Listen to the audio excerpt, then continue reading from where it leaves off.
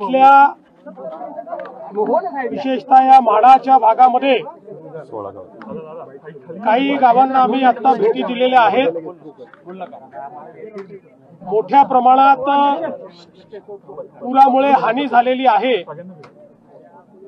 शेतीचं तर नुकसान आहेच, पण घरांमध्ये पाणी गेल्यामुळे अन्नधान्याचं घरातल्या सामानाचं देखील मोठ्या प्रमाणात नुकसान झालंय। आता आपण ज्या ठिकाणी आहोत तिथे मागच्या भागामध्ये जवळपास एक पूर्ण वसाहत जी आहे छोटी ती पाण्याखाली बुडलेली आहे। 22 लोकांना रेस्क्यू देखील एनडीआरएफने केलेला आहे। मुळात एनडीआरएफने चांगल्या प्रकारे हे रेस्क्यू ऑपरेशन या ठिकाणी चालवलं आहे। नागरिकांमध्ये फार चिंता आहे, आक्रोश आहे, कारण मोठ्या प्रमाणात नुकसान झालेलं आहे। राज्य सरकारच्या वतीनं आम्ही तातडीनं मदत सुरू केली आहे। कालही आम्ही जवळपास 2000 कोटी रुपये रिलीज केलेले आहेत आणि शेतकऱ्यांना तर आम्ही मदत करणारच आहोत, पण त्यासोबत आम्ही ज्यांच्या घरांचं नुकसान झालेलं आहे, ज्यांच्या अन्नधान्याचं नुकसान झालं आहे, अशांना देखील आम्ही मदत करणार आहोत। शासनाने हा निर्णय केलेला आहे की कुठलेही अधिकचे निकष न लावता आणि कुठे आवश्यकता असेल तर निकष शिथिल करून नागरिक केंद्रित मदत करायची आहे। केवळ नियमांवर बोट न ठेवता नागरिकांना आणि शेतकऱ्यांना मदत होईल, शेतमजुरांना मदत होईल अशा पद्धतीनं मदत करण्याचे निर्देश आम्ही दिलेले आहेत। आणि पहिल्यांदाच आपत्ती सुरू असताना ऑलरेडी आम्ही पैसे रिलीज करणं सुरू केलेलं आहे।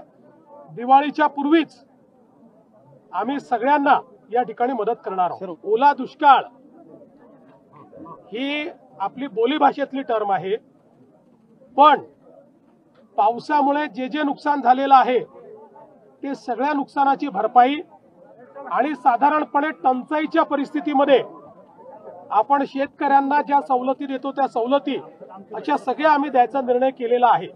त्याच्यामुळे सगळ्या प्रकारच्या सवलती आम्ही देऊ। तातडीची मदत हा महत्त्वाचा विषय आहे। ती तातडीची मदत पहिल्यांदा शेतकऱ्याच्या खात्यामध्ये देण्याचं काम आम्ही करू आणि केंद्र सरकारही मदत करणार आहे।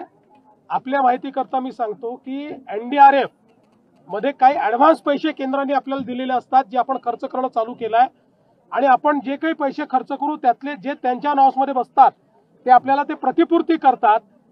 मागच्याही काळामध्ये तसंच झालेलं आहे आणि जे त्यांच्या नावामध्ये बसत नाही ते आपण आपल्या नावामध्ये बसवून आपल्या निधीतनं ते पैसे देतो।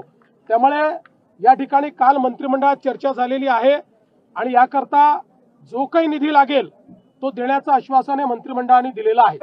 त्यातनं 160% भरलेला असताना पाणी आधी सोडलं नाही आणि अचानक एकदम पाणी सोडून दिल्यामुळे हा फटका बसला। असं आहे की पाण्याच्या संदर्भात पाऊस हा ढगफुटीसारखा जेव्हा होतो त्यावेळेस रेग्युलर नियोजनाने पाणी सुटत नाही।